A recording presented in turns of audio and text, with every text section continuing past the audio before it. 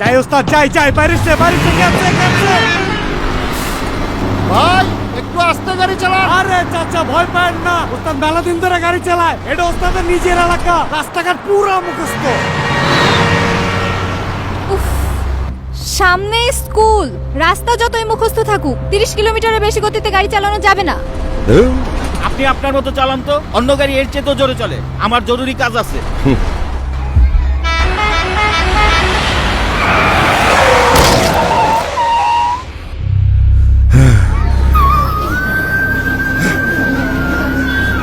ওস্তাদ এটা তো আপনার মাইয়া।